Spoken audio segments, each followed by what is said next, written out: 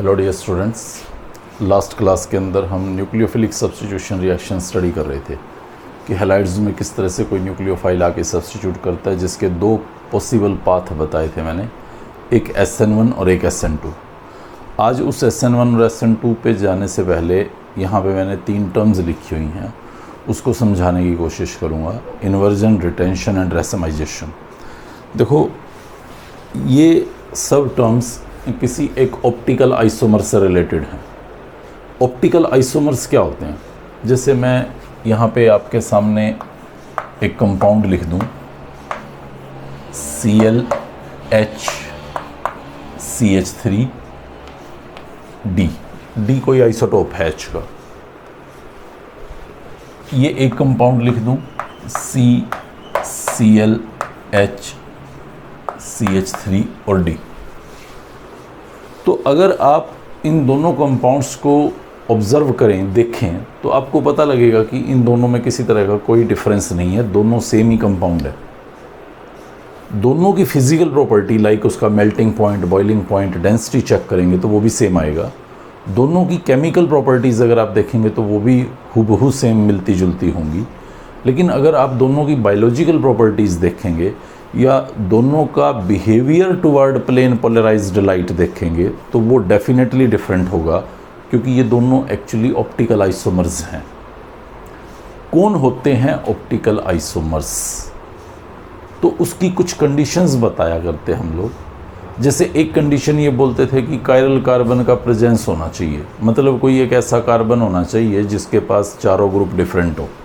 जैसे आप यहाँ पे देखें तो इस कार्बन के पास ये चारों ग्रुप डिफरेंट हैं, या इस कार्बन को आप देखें तो इसके पास भी चारों ग्रुप डिफरेंट हैं। तो इसका मतलब ये ऑप्टिकल आइसोमर तो हैं, मतलब लाइट को रोटेट करेंगे।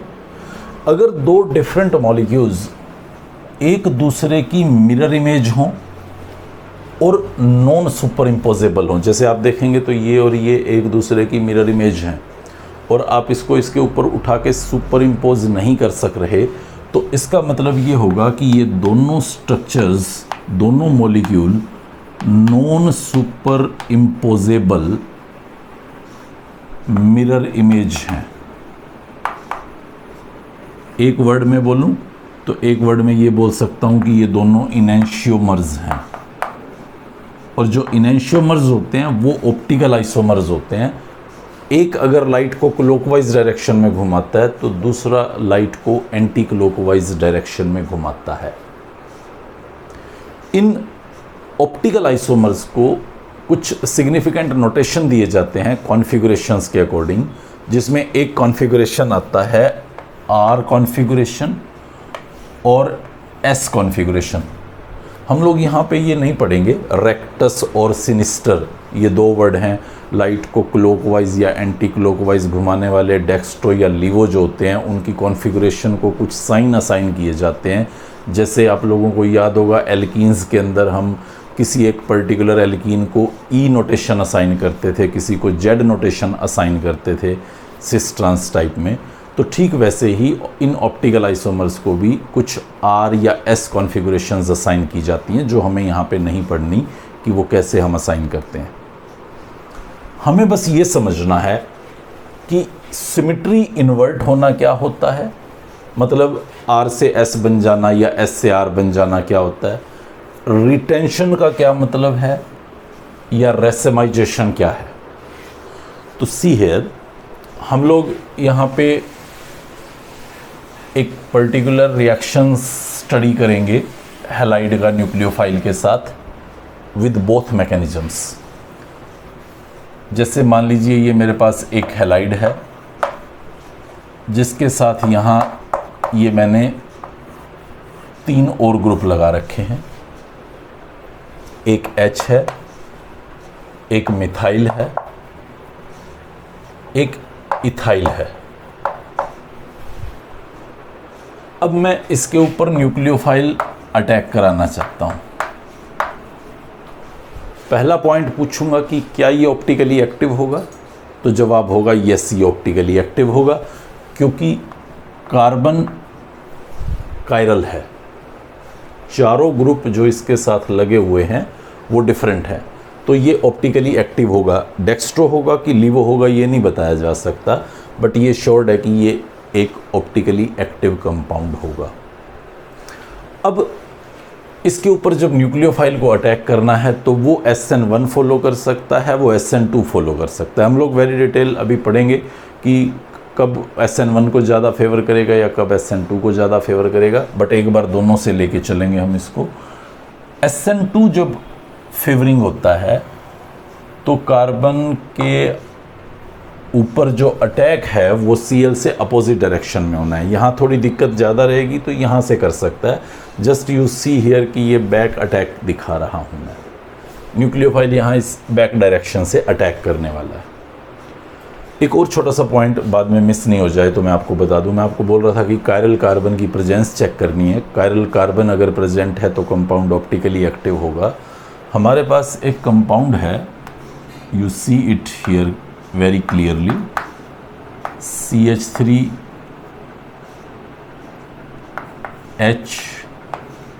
COOH,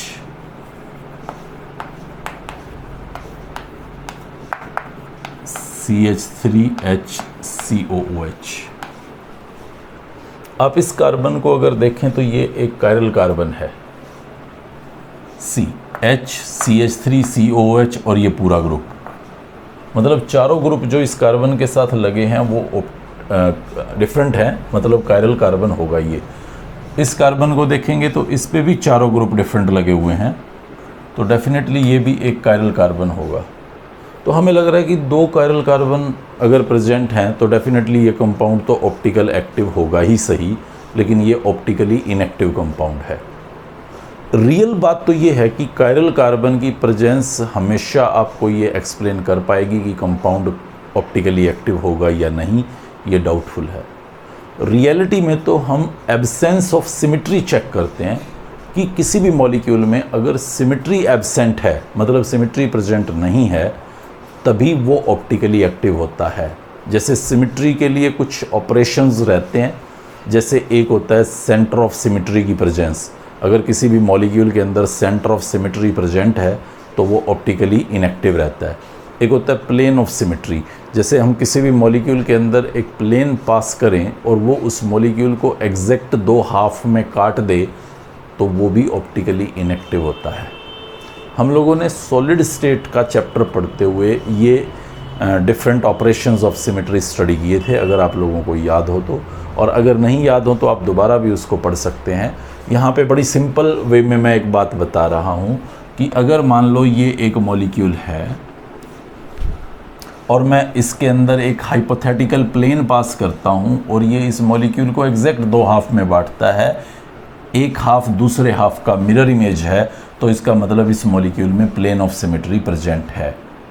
लेकिन अगर मैं इस मॉलिक्यूल में ऐसा कोई प्लेन पास करूं तो ये इसको दो एग्जैक्ट हाफ में नहीं बांटता, रिजल्टिंग इसका मतलब इसमें प्लेन ऑफ सिमेट्री एब्सेंट है। और जिस भी मॉलिक्यूल में प्लेन ऑफ सिमेट्री प्रेजेंट होती है वो ऑप्टिकली इनएक्टिव होता है। आप यहाँ पे देखें तो यहाँ इस मॉलिक्यूल के अंदर एक प्लेन ऑफ सिमेट्री प्रेजेंट है, मतलब यहाँ से आप एक प्लेन पास करेंगे तो ये मॉलिक्यूल दो एग्जैक्ट हाफ में बट जाएगा।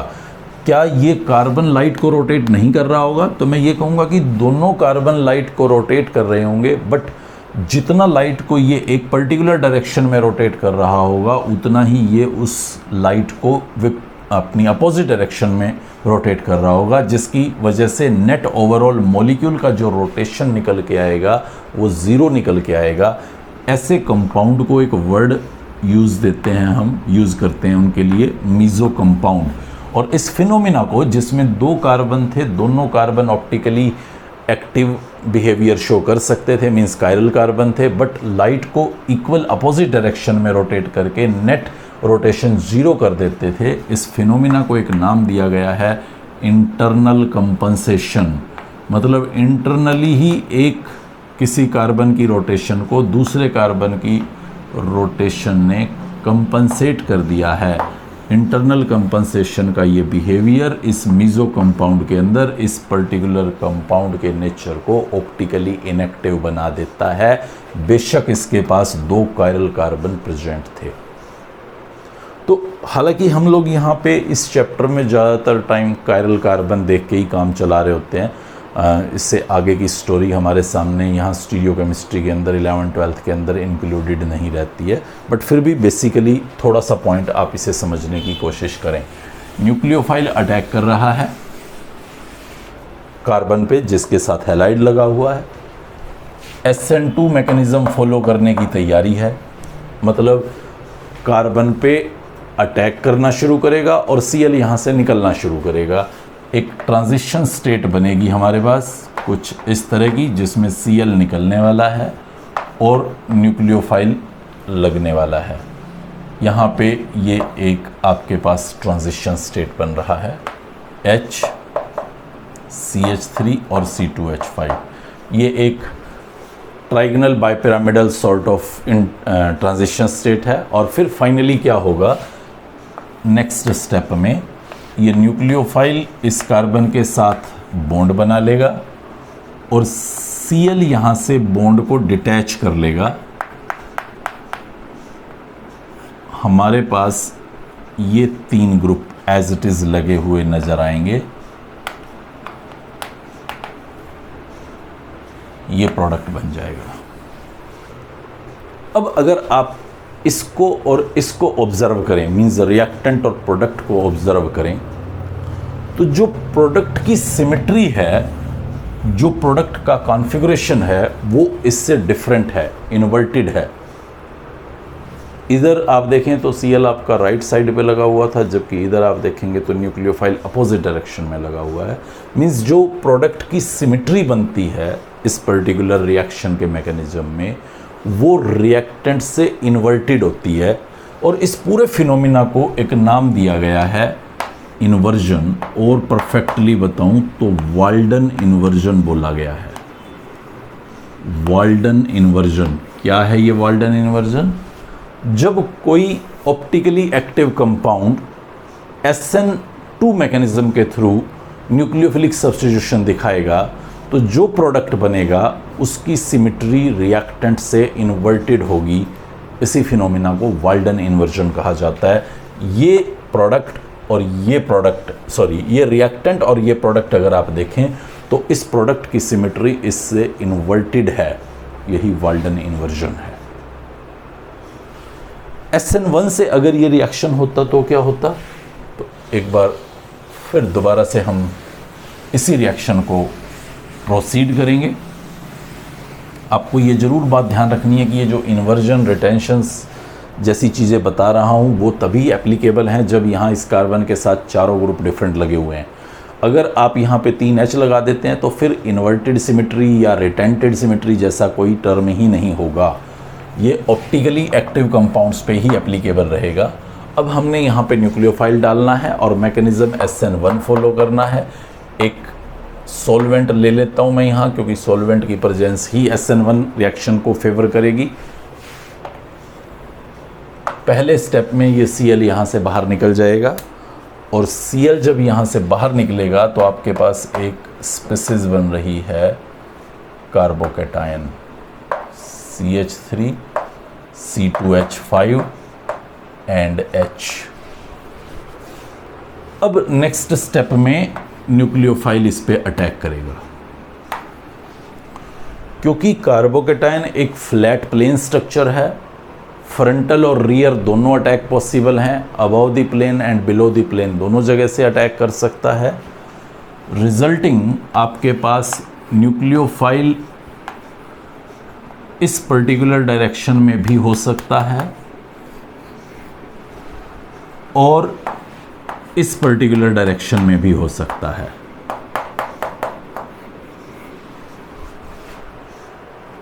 प्रोबेबिलिटी कहती है कि वो above and below the plane equal attack करेगा। हालांकि बैक अटैक थोड़ा सा ज़्यादा होता है, मतलब जो इन्वर्टेड प्रोडक्ट है उसकी परसेंटेज स्लाइट ग्रेटर होती है as compare to retained product.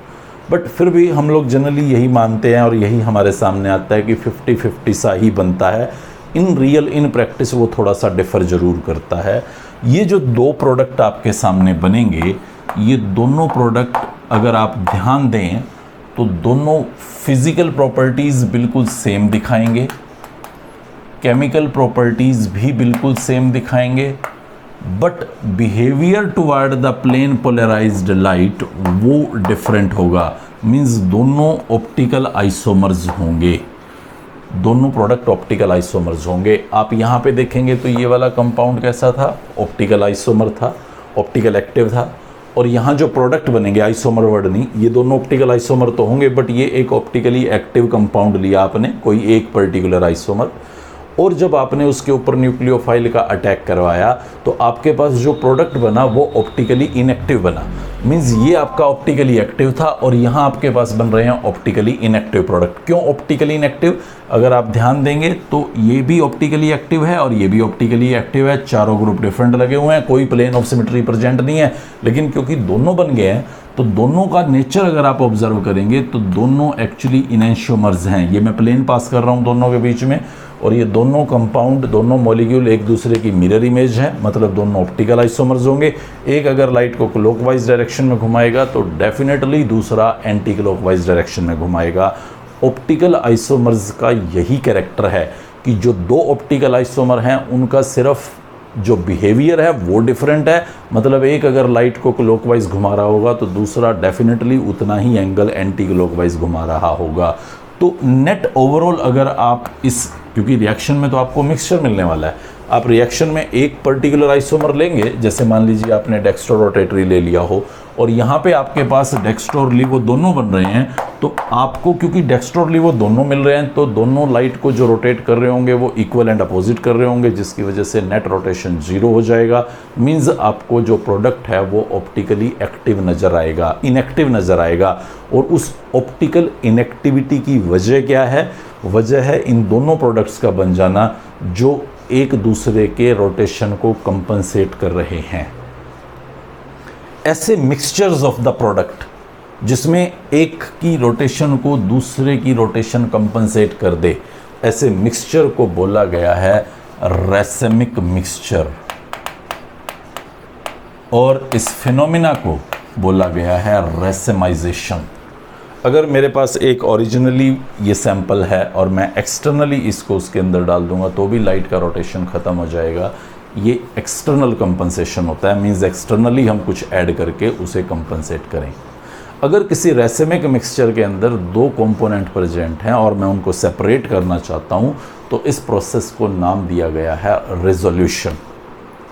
इन दोनों प्रोडक्ट्स में अगर आप ध्यान देंगे तो ये जो प्रोडक्ट आपके सामने है 1, ये रिटेंटेड प्रोडक्ट है, रिटेंशन हुआ है इसके अंदर, लेकिन इसको अगर आप देखेंगे तो इसमें इन्वर्जन हुआ है, न्यूक्लियोफाइल अपोजिट डायरेक्शन से अटैक कर रहा है।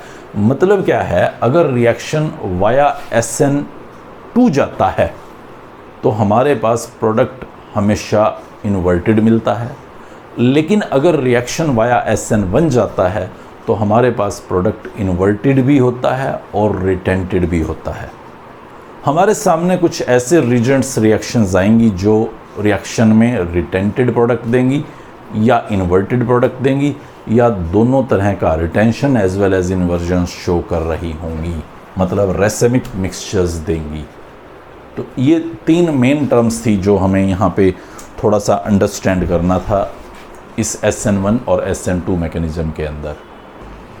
चलिए कुछ फैक्टर्स देखते हैं अफेक्टिंग SN1 एंड SN2। जैसे मान लो हमारे पास कोई भी एक हैलाइड है RCH2X, तो मैं इसको किसी न्यूक्लियोफाइल के साथ अटैक करवा रहा हूँ। अब रिएक्शन SN1 से प्रोसीड करेगी या SN2 से प्रोसीड करेगी, ये किन किन बातों पे डिपेंड करेगा।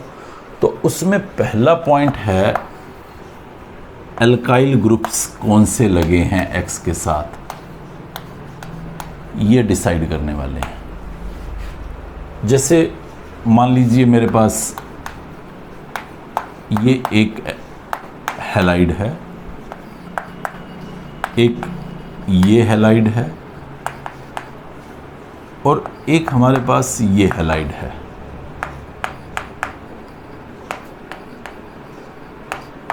और मैं देखना चाहता हूं कि SN1 मैकेनिज्म कब होगा। तो जहां पे भी स्टेबल कार्बोकेटायन बनता हो वहां SN1 के चांस बहुत ज़्यादा होंगे। आप यहाँ पे देखें, इसको आउट करके ये कार्बोकेटायन बनेगा, क्योंकि SN1 में तो आपको X हटाना है, पहले हेलोजन को पहले आउट करना होगा। तो यहाँ से आप ये कार्बोकेटायन बनाएंगे और यहाँ से आप ये कार्बोकेटायन बनाएंगे। तो क्योंकि ये वाला कार्बोकेटायन मोस्ट स्टेबल कार्बोकेटायन है, रिजल्टिंग ये SN1 को ज़्यादा फॉलो करेगा। Stable carbocation favours SN1। वापस वहीं आ जाइए, दोबारा से हम उसी ओरिजिनल सिचुएशन पे चल रहे हैं। वही हमारा Cl लगा हुआ है, न्यूक्लियोफाइल को अटैक कराना है मुझे, इस कार्बन पे अटैक कराना होगा, कार्बोकेटायन नहीं बनाना। कार्बन प्लस जिसके साथ Cl लगा हुआ है वहाँ पे अटैक कराना है न्यूक्लियोफाइल को। यहाँ न्यूक्लियोफाइल को अटैक करने में बहुत दिक्कत आने वाली है। क्यों? क्योंकि स्टेरिक क्राउडिंग बहुत ज़्यादा है, जबकि यहाँ पे उससे इतनी दिक्कत नहीं लगेगी, जस्ट बिकॉज स्टेरिक क्राउडिंग बहुत ही कम है। अटैक तो उसको पीछे से ही करना है। तो यहाँ पे स्टेरिक क्राउडिंग बहुत कम मिल रही है, यहाँ पे स्टेरिक क्राउडिंग बहुत ज़्यादा मिल रही है। तो जहाँ स्टेरिक क्राउडिंग कम होगी वो फेवर करेगा SN2 को। सो लेस स्टेरिक हिंड्रेंस या स्टेरिक क्राउडिंग, कुछ भी वर्ड यूज़ कर लें आप, फेवर्स SN2 मैकेनिज्म। ये पहला पॉइंट है और ये सबसे इम्पोर्टेंट है यहाँ हमारे क्लास 12th के क्वेश्चंस को सोल्व करने के लिए। मोस्ट ऑफ द क्वेश्चन हमें इसी पैरामीटर पे एक्सप्लेन करने हैं। दूसरा पॉइंट देखते हैं। एक एग्जांपल पुट कर रहा हूँ मैं यहाँ पे। मान लीजिए मेरे पास एक ये हैलाइड है और एक मेरे पास ये हैलाइड है। रादर इसको थोड़ा और बड़ा कर देता हूँ, और एक मेरे पास ये हैलाइड है।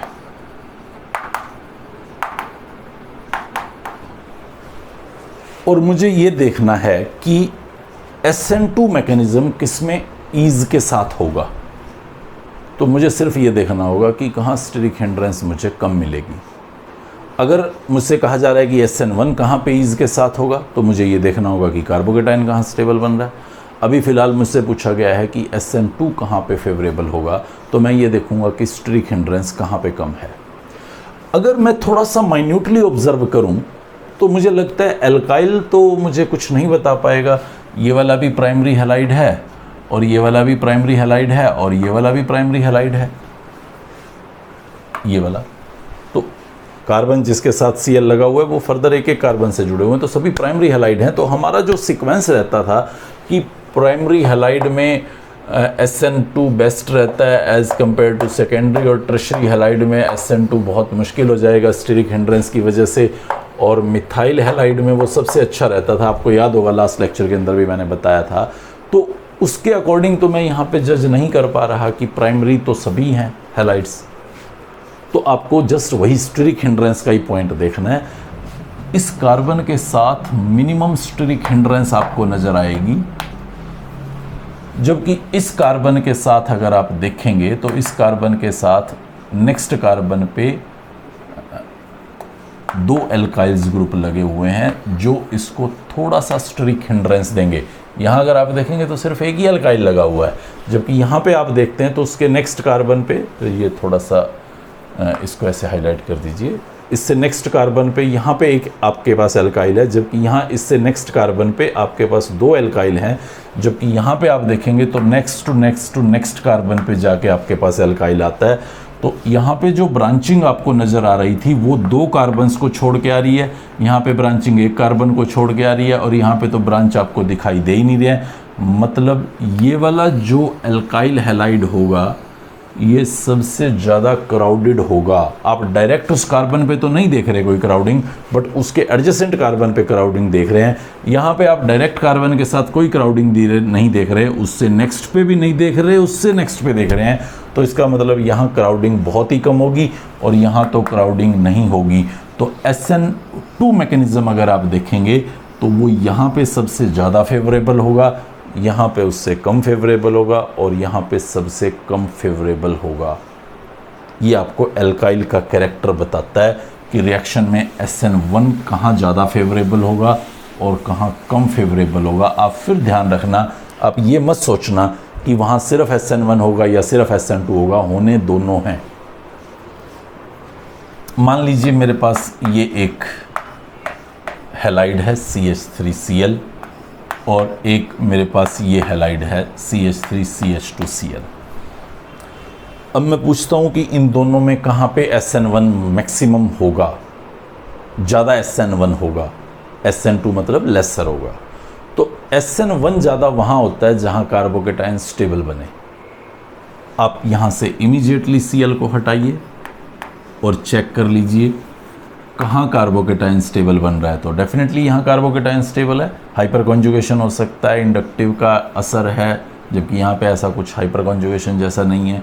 तो ये वाला जो हैलाइड में आपको दिखा रहा था, ये ज़्यादा SN1 शो करेगा, ये कम करेगा। वहीं मैंने SN2 पूछ लिया। तो जब SN2 पूछता हूँ तो SN2 में आप देखेंगे इस कार्बन पे अटैक होना है। यहाँ 3 H लगे हुए हैं, यहाँ पे 2 H और एक एल्काइल लगा हुआ है, तो यहाँ स्टीरिक हिंड्रेंस ज़्यादा होगा, रिजल्टिंग ये SN2 कम फॉलो करेगा और ये SN2 ज़्यादा फॉलो करेगा। ये वही एल्काइल का इफेक्ट था कि एल्काइल का नेचर डिसाइड कर रहा है पाथ को। हमारे पास एक CH3Cl है और एक CH3I है। मैं मान लीजिए आपसे ये पूछता हूँ कि कौन SN1 ज़्यादा फॉलो करेगा। SN1 ज़्यादा फॉलो करेगा कार्बोकेटाइन की स्टेबिलिटी पे। कार्बोकेटाइन दोनों में जो बन रहा है वो बिल्कुल सेम बन रहा है। तो फिर तो यहाँ पे कुछ क्लियर नहीं हो पा रहा कि कौन ज़्यादा SN1 फॉलो करेगा। तो आप दूसरे पॉइंट को याद रखिएगा कि nature of the leaving group वो भी डिसाइड करता है कि कार्बोकेटाइन आसानी से बनेगा या नहीं बनेगा। आप यहाँ से जो I नेगेटिव को आउट करना चाह रहे हैं वो I negative good leaving group है, और गुड लिविंग ग्रुप है क्योंकि वीकर बेस है, गुड लिविंग ग्रुप है, तो I नेगेटिव ज़्यादा आसानी से यहाँ से निकल के कार्बोकेटाइन बनाता नजर आएगा। रिजल्टिंग यहाँ पे SN1 रिएक्शन फास्टर होंगी as compare to this case. अब हम सोचने लग जाते हैं कि भाई I नेगेटिव का निकलना, सर कार्बोकेटाइन तो ये बनना ही नहीं था, मिथाइल कार्बोकेटाइन तो बहुत ही अनस्टेबल होता है।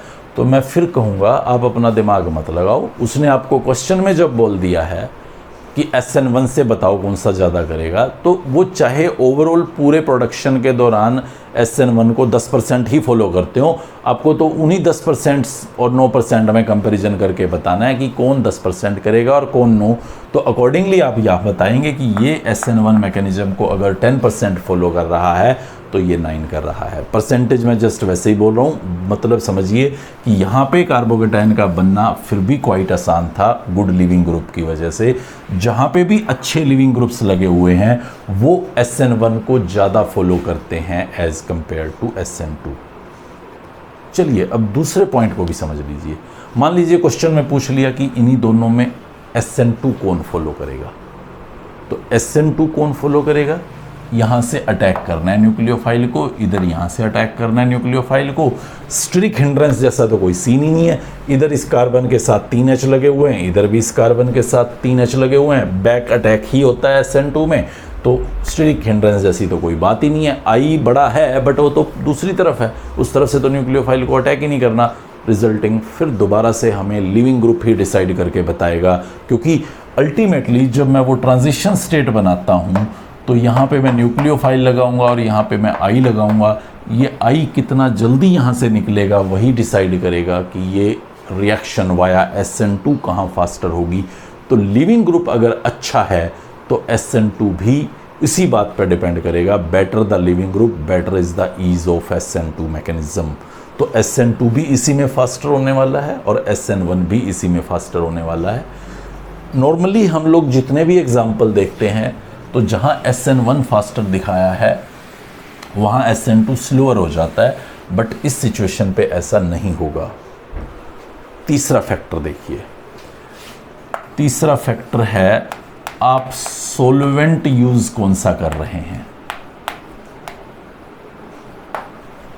नेचर ऑफ सॉल्वेंट क्या है। जनरली ऐसा पाया गया है कि जो पोलर सॉल्वेंट्स होते हैं वो कार्बोकेटायंस को स्टेबलाइज करते हैं। अगर मैं इसके अंदर न्यूक्लियोफाइल डालते हुए कोई पोलर सॉल्वेंट ले लेता हूँ, लाइक एसीटोन ले लेता हूँ या वाटर ले लेता हूँ, तो उस टाइम पे इस बॉन्ड का क्लीवेज ज़्यादा फेवरेबल है। क्यों फेवरेबल है? RCH2 प्लस X नेगेटिव बनेगा, 2 आयंस बन जाएंगे। पोलर इसको स्टेबलाइज कर देगा एज वेल एज इसको भी स्टेबलाइज कर लेगा। ये जो सॉल्वेशन एनर्जी निकलेगी, सॉल्वेशन एनर्जी को रिकॉल कर लीजिए क्या होता है। जब भी कोई आयन प्रेजेंट हो और उसके चारों तरफ सॉल्वेंट अप्रोच करें, उसे कवर कर लें, उसके साथ फोर्स ऑफ अट्रैक्शन शो करें, तो कुछ एनर्जी रिलीज होती है जिसको हम बोलते हैं सॉल्वेशन एनर्जी। हाइड्रेशन एनर्जी एक बड़ा कॉमन टर्म सुना होगा हमने। जैसे मैंने यहाँ वाटर लिया हुआ है तो 2 आयंस बन गया, उन आयंस को चारों तरफ से वाटर पार्टिकल अट्रैक्ट कर लेते हैं, या वो वाटर पार्टिकल्स को अपनी तरफ चारों तरफ अट्रैक्ट कर लेता है और कुछ एनर्जी को रिलीज करता है जिसको हम बोलते हैं हाइड्रेशन एनर्जी। तो सॉल्वेशन एनर्जी या हाइड्रेशन एनर्जी इस बॉन्ड को तोड़ने के लिए लगने वाली एनर्जी को कंपनसेट करती है, जिसकी वजह से ये कार्बोकेटाइन आसानी से बन जाता है और स्टेबल फॉर्म में एग्जिस्ट कर सकता है। लेकिन अगर यहाँ पे कोई नॉन पोलर सॉल्वेंट लिया गया हो तो नॉन पोलर सॉल्वेंट यहाँ पे इस हाइड्रेशन एनर्जी को रिलीज नहीं कर पाएगा, क्योंकि नॉन पोलर बॉडी तो इसकी तरफ अट्रैक्टेड ही नहीं होगी ज़्यादा, रिजल्टिंग इस बॉन्ड का ब्रेकेज मुश्किल होगा, मीन्स कार्बोकेटाइन बनना नहीं चाहेगा, मीन्स SN1 मैकेनिज्म नहीं हो पाएगा। यानी कि नेचर ऑफ सॉल्वेंट में आप याद रखिएगा कि जो पोलर सॉल्वेंट्स हैं वो पोलर सॉल्वेंट्स कार्बोकेटाइन को बनाने में असिस्ट करते हैं। क्यों असिस्ट करते हैं? ये बॉन्ड टूटना तो चाहता नहीं था, लेकिन क्योंकि आगे चल के जो निकलने वाली एनर्जी है सॉल्वेशन एनर्जी, वो इस बॉन्ड एनर्जी को कंपनसेट कर सकती है, इसलिए वो फिर SN1 फॉलो करता है। अगर आप कोई नॉन पोलर सॉल्वेंट ले लेंगे तो उस सिचुएशन पे डेफिनेटली ये पाथ थोड़ा सा मुश्किल हो जाएगा। इसके अलावा अगर आप टेम्परेचर को देखें तो टेम्परेचर भी एक डिसाइडर हो सकता है। लाइक अगर मैं हाई टेम्परेचर रखता हूं तो इस बॉन्ड का क्लीवेज क्वाइट आसान होता है, मीन्स कार्बोकेटाइन आसानी से बन सकता है, यानी कि SN1 फॉलोड होगा हाई टेम्परेचर पे। इसके अलावा अगर हम यहाँ पे एक और फैक्टर है जो आई थिंक स्टडी करना होगा हमें यहाँ, स्ट्रेंथ ऑफ न्यूक्लियोफाइल। कि न्यूक्लियोफाइल जो आप यूज़ कर रहे हैं अटैक करने के लिए वो कैसा है। अगर न्यूक्लियोफाइल स्ट्रॉन्ग है तो वो इस X के निकलने की इंतज़ार नहीं करेगा कि ये निकले और मैं अटैक करूं, वो फटाक से पीछे से अटैक कर देगा इस कार्बन पे। लेकिन अगर वीक न्यूक्लियोफाइल है तो वो बेचारा यहाँ नहीं जा पाएगा जब तक कि X निकल के उसके लिए कंप्लीट पॉजिटिव नहीं बना देता। तो जब भी 2 न्यूक्लियोफाइल स्ट्रॉन्ग आपको दे रखे होंगे तो स्ट्रॉन्गर वन जो होगा, 2 न्यूक्लियोफाइल्स जब आपको दे रखे हैं तो जो स्ट्रॉन्गर वन होगा उसकी टेंडेंसी SN2 दिखाने की ज़्यादा रहेगी as compare to the weaker one. ये बहुत सारे फैक्टर्स हैं जो आपको रिएक्शन में SN1 SN2 बताएंगे कि कब ज़्यादा होगा या नहीं होगा। हमें सिर्फ एल्काइल का नेचर ही ध्यान रखना है, बाकी बातें 11th-12th के सिलेबस के अकॉर्डिंग जितनी भी मैंने बोली हैं, चाहे मैंने नेचर ऑफ सॉल्वेंट बोला है, इफेक्ट ऑफ टेम्परेचर बोला है या स्ट्रेंथ ऑफ न्यूक्लियोफाइल बोली है, वो आपको क्वेश्चंस के अंदर ज़्यादा दिखाई नहीं देंगे। हाँ, एक क्वेश्चन ये नेचर ऑफ लिविंग ग्रुप वाला है, CH3I वाला, वो मैंने आपको समझा दिया। Otherwise most of the question हमारे जो हैं वो हम पढ़े भी गए क्वेश्चन। यहाँ पे हर चैप्टर को क्लोज करने के बाद हम NCERT के उन क्वेश्चंस को 1 by 1 step by step discuss करेंगे। तो मिक्सिंग सा लगेगा, बट पेशेंस के साथ आपको ये सारी चीज़ें समझनी है, पेशेंस के साथ पढ़नी है। हम कुछ ऐसा क्रैम करने में इंटरेस्टेड नहीं है कि SN1 को कौन फेवर करता है। हमें तो एक रिएक्शन दी हुई होगी, उसके एक पर्टिकुलर प्रोडक्ट को प्रेडिक्ट करना होगा, उसके पॉसिबल पाथ को डिसाइड करना होगा कि कौन सा कम कौन सा ज़्यादा होगा एज़ पर आर सिलेबस। फालतू की चीज़ों पे हम लोग ज़्यादा नहीं पढ़ेंगे, जितने सिलेबस के अकॉर्डिंग हमारे ज़रूरत की बातें हैं उन्हीं के कंसेप्ट्स को हम यहाँ बिल्डअप करते हुए आगे रिएक्शंस में प्रोसीड करने वाले हैं। तो नेक्स्ट लेक्चर के अंदर हम फिर दोबारा से इसी तरह की कुछ रिएक्शंस के साथ, कुछ रियल रीजेंट्स के साथ हैलाइड्स की रिएक्शंस किस तरह से प्रोसीड करती हैं उसको समझने की कोशिश करेंगे। Good bye.